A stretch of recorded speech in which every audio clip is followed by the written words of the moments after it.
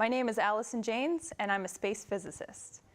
Explosive events that originate on our sun can travel through space and impact the region just above Earth's atmosphere. We call these effects space weather, and just like weather on Earth, they can vary hour to hour, day to day, and even seasonally as it links to the solar cycle.